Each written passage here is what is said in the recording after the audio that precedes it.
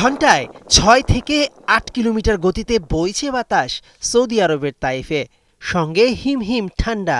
সপ্তম শতাব্দীর শুরুর দিকে এখানে পা পড়েছিল হজরত মুহাম্মদ সাল্লাল্লাহু আলাইহি ওয়াসাল্লামের। তার কয়েকশো বছর পর রমজানে এখানে পা পড়ল তার উম্মত জামাল তারিকদের। মিশদ এশিয়ান কাপ বাছাই পর্বে ভারত বধ, সেই লক্ষ্যে প্রথমবারের মতো মরুর বুকে অনুশীলনে নামল হাভিয়ের কাবরেরা শিষ্যরা। হামজা আসছে, ভারতের মেরুদণ্ড দিয়ে বয়ে যাচ্ছে এমনই ঠান্ডা হাওয়া। তাই তো ৮ মাস পর অবসর ভেঙে প্রতিবেশী রাষ্ট্রটি ফেরাচ্ছে তাদের সবচেয়ে বড় অস্ত্র সুনীল ছেত্রীকে।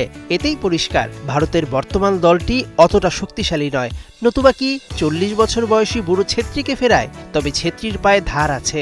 হাভিয়ের কাবরেরার মাঠের প্ল্যানিংয়েও চেঞ্জ আসছে।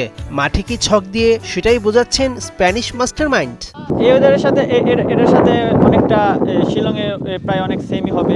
ব্রেকফাস্ট শেষে আমাদের একটি স্টিচিং ছিল, রিকভারি, দেন আমাদের শরীরটাকে ছাড়ানোর জন্য কিছু স্টিচিং ছিল। সো সেটা শেষ করে আমরা ছোট একটা মিটিং করি, দেন তারপরে আমরা মাঠের উদ্দেশ্যে রওনা করি। ৯ দিনের কন্ডিশনিং ক্যাম্প করতে সৌদি আরব গেছে জাতীয় ফুটবল দল। ১৬ মার্চ পর্যন্ত সৌদিতে অনুশীলন করে ঢাকায় ফিরবে জামালরা। ফুটবলারদের ফিটনেস বাড়াতে মনোযোগী টিম ম্যানেজমেন্ট, কেননা এক হামজা চৌধুরীতে তো ভারতের মাটিতে ম্যাচ জেতা যাবে না।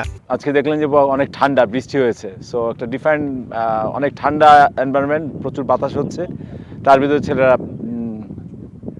পজিটিভ সবাই পজিটিভ এবং জিনিসের সবাই ভালো আছে, সুস্থ আছে। এটা আলহামদুলিল্লাহ যে ভালো একটা দিন গেল।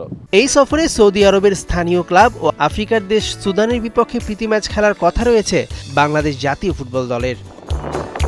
মেহেদী নাইম, ৭১।